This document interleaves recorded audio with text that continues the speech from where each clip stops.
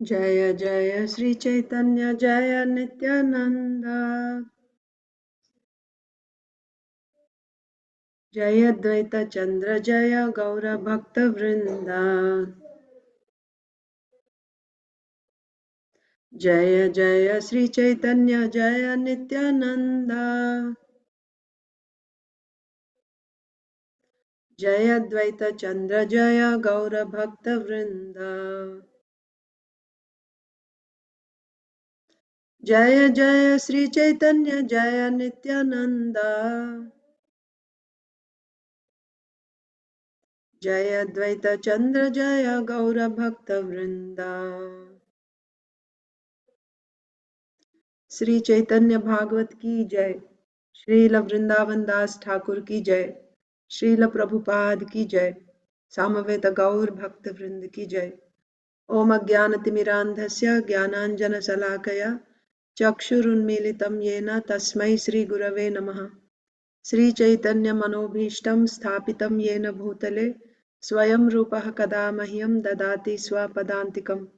वन्देऽहं श्रीगुरो श्रीयुतापदकमलं श्रीगुरून् वैष्णवांश्च श्रीरूपं साग्रजातं सहगण रघुनाथान्वितं तं सजीवं साद्वैतं सावधूतं परिजनसहितं कृष्णचैतन्यदेवं श्रीराधा कृष्णपादान् सहगण ललिता श्रीविशाखान्वितांश्च नमो विष्णुपादाय कृष्णप्रेष्ठाय भूतले श्रीमते भक्तिवेदान्त स्वामिनिति नामिने नमस्ते सारस्वते देवे गौरवाणी प्रचारिणे निर्विशेषा शून्यवादी पाश्चात्य देशतारिणे जय श्री कृष्ण चैतन्य प्रभु नित्यानंद श्री अद्वैता गदाधर श्रीवासादि गौर भक्त वृंद हरे Krishna Krishna Krishna Hare Hare Hare Ram Ram Ram Hare Hare Hare Krishna, dear devotees. Welcome to today's Sri Chaitanya Bhagavat reading. We're reading from Sri Chaitanya Bhagavat, Antya Khanda, chapter 6. We completed chapter 5 yesterday. So we saw how the thieves were delivered by Lord Nityananda, how Lord Nityananda Prabhu's mercy goes to the most sinful, most fallen people. And then we also read about we heard the names of the devotees of Lord Nityananda Prabhu, the associates of Lord Nityananda Prabhu. And Srila Vrindavan Das Thakur said that if one even remembers the name, a name of the associate of Nityananda Prabhu, then he will very easily be delivered from the ocean of sins. He will cross over this ocean of material existence simply by remembering the names. That's why he was giving us the names of the associates of Nityananda Prabhu. So now we'll read the next chapter. This is chapter 6 of the Antya Khanda, and it is continuation of the glories of Nityananda Prabhu. This chapter is entitled Sri Nityananda Mahatmya Varnana, description of Lord Nityananda's glories. Glory, glory to Lord Chaitanya, glory to Lord Nityananda, glory, glory to the Lord's devotees. Accompanied by his servants, Lord Nityananda enjoyed the bliss of Sankirtan in this way. Lord Nityananda enjoyed the same pastimes he had enjoyed in Vrindavan. He made every heart sincerely attracted to Lord Chaitanya. In his company, the devotees became wild with ecstasy. Lord Nityananda, the abode of great glory and effulgence, wandered in all of Navadvip. His body was fully decorated with ornaments and flower garlands. His red lips glistened with betel nuts and camphor. Seeing Lord Nityananda Ram's pastimes, some people became delighted, but in other people, faith in Lord Nityananda did not take birth. In Navadvip lived a Brahmana who had previously been a student of Lord Chaitanya. Seeing Lord Nityananda's pastimes, this Brahmana felt a doubt take birth in his heart. This Brahmana had firm devotion to Lord Chaitanya. Still, he had no power to understand Lord Nityananda. By the Lord's will, this Brahmana went to, went to Jagannath Puri, where he happily stayed for some days. Every day, this Brahmana went to visit Lord Chaitanya. He had great faith in Lord Chaitanya's feet. One day, by the Lord's will, in a private place, this Brahmana asked a question that stayed in his heart.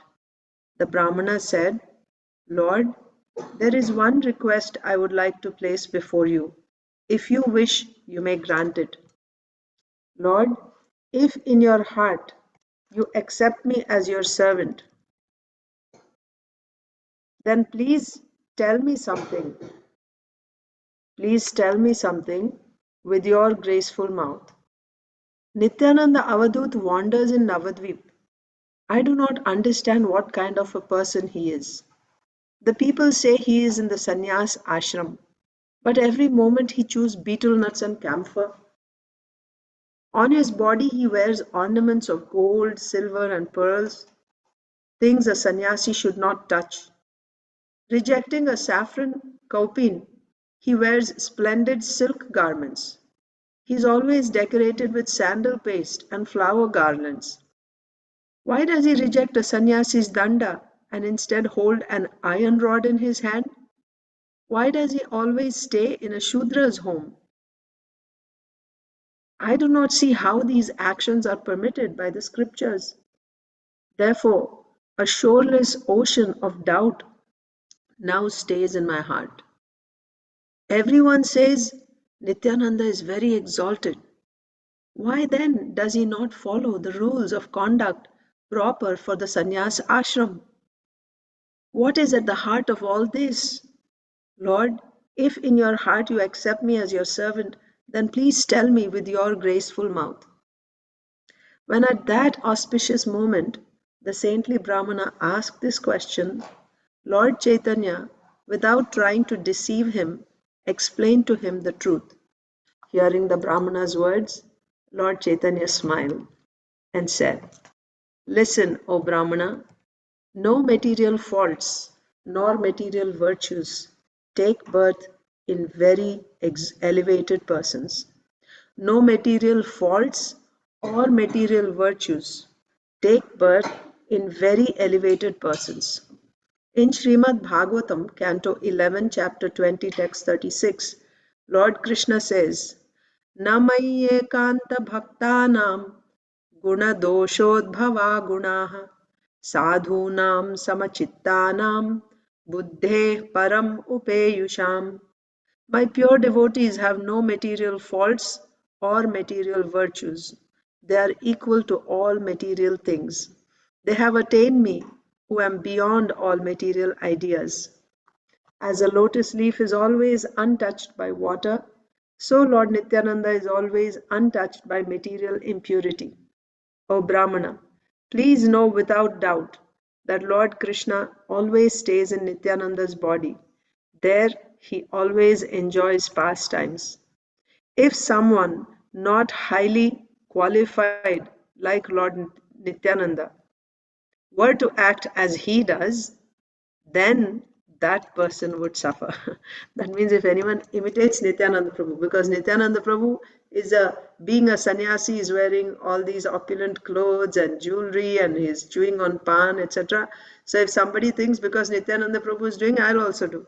But does that person have the elevated position in bhakti like Nityananda Prabhu? And what to speak of Nityananda Prabhu being, highly qualified, not just in bhakti. He is an expansion. He is the Supreme Lord. So if someone not highly qualified like Lord Nityananda were to act as he does, then that person would suffer. Sins would take birth within him. If someone other than Lord Shiva were to drink an ocean of poison, that person would perish. All the Puranas give proof of this.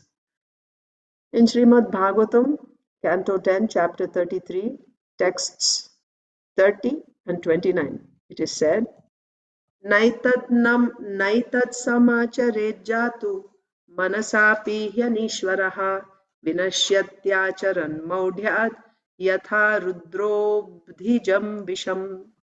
Conditioned followers who are not actually in control should never imagine imitating the uncommon activities of the controller. Yes. So there's those who are controlled and those who are controllers. The activities of the controllers may not be imitated. And what to speak of imitated? They shouldn't even imagine to imitate. Those who are controlled should not even imagine to imitate the activities of the controllers. If they do, they will perish. Conditioned followers who are not actually in control should never imagine imitating the uncommon activities of the controller. One should not even think of imitating Krishna's rasa dance. If out of foolishness one tries to imitate Krishna's rasa dance, he will be killed, just like a person who wants to imitate Lord Shiva's drinking an ocean of poison. The text next. धर्मव्यतिक्रमोद्दृष्टा ईश्वराणां च साहसं तेजीयसां न दोषाय वह्ने सर्वभुजो यथा. Transgressions of religious principles by the Supreme Controller testify to his great power. For example, fire can consume any abominable thing. That is the manifestation of the supremacy of fire. Yes. So that the Supreme Controller is able to transgress religious principles shows how powerful he is, that he can transgress and still be unaffected by the consequences. This shows how powerful he is. Just like fire, when it comes in an abominable thing, fire does not get infected, rather that infection becomes sterilized, like that. So anyone who, not knowing these truths, criticizes the actions of a very exalted person will suffer birth after birth for his offense. Anyone who criticizes or mocks a great soul will perish. Yes. So one thing is, if you try to imitate, you will be perished. And the other thing is, okay, you don't imitate, but you find fault with a great personality that he is doing this or that. For imitating, finding fault, criticizing, or mocking a great person, the person will perish. I know this truth from Srimad Bhagavatam. I have heard it from the mouths of the Vaishnava gurus. With full attention, please hear what Srimad Bhagavatam says about persons who mock the actions of great souls. At the same time, Krishna and Balaram left to study. When their education was complete, they approached their guru. What dakshina shall we give? They asked their guru. The guru consulted his wife. The guru asked Krishna and Balaram to return the guru's dead sons. Then Krishna and Balaram went to the abode of Yamaraj. By Krishna and Balaram's order, right? Not request. By Krishna and Balaram's order, the karma of the dead sons was at once destroyed. Then Krishna and Balaram took the dead son from Yamaraj's abode and gave them to their guru. So there was one son. Anyway, hearing this very wonderful story, Devaki asked that her dead sons be given to her. By divine arrangement, one day Devaki called for Krishna and Balaram and told them of her sufferings. She said, "Listen, listen, O Krishna and Balaram, O masters of the masters of yoga. Your forms are eternal, transcendental, and pure. You are the two fathers of all the universe. I know that you are the two causes of all existence. By a part of one of your parts, the universes are created, maintained, and destroyed. To break into pieces the burden of this earth, you have descended to this world and become my sons. Taking them from Yamaraja's abode, you gave your Guru's son as dakshina. My heart yearns to see my 6 sons that Kamsa killed. Even though they had been dead for some time, you had the power to bring back your Guru's son. Please fulfill my desire in the same way. Please give me my 6 dead sons." Hearing their mother's words, Krishna and Balaram at once went to Maharaj Bali's abode. Seeing the 2 sons that were the objects of his worship, seeing the two lords that were the objects of his worship, Maharaj Bali became plunged in an ocean of bliss. He at once placed the dead sons before the Lord's lotus feet. His eyes filled with tears and the hairs of his body erect, Maharaj Bali joyfully offered prayers to the Lord's lotus feet. Then he wept. He prayed, "Glory, glory to Balaram, who is Sankarshan and Anantasesh. Glory, glory to Krishna, who is the ornament of Gokula.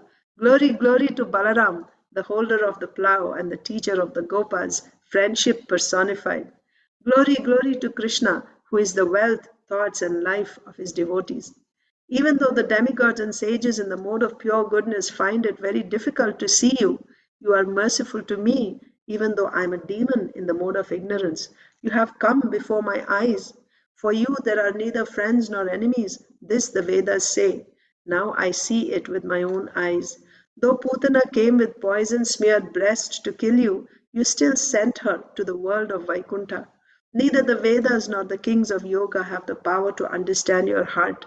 Bewildered by your Maya, even the kings of yoga do not understand you. How can I, a sinful demon, understand you? O Master of all the worlds, please be merciful to me. Please don't make me fall into the blind well of household life. I hold your two lotus feet to my heart. Peaceful at heart, I fall down before you, who are like a kalpavriksha tree. Please make me your servant. Please give me the association of your devotees. Those are the only desires in my heart. Holding Krishna and Balaram's lotus feet to his heart, Bali Maharaj prayed in this way. Assuming the form of the Ganga, the water that has washed Krishna and Balaram's feet purifies Brahmaloka and Shivaloka. That means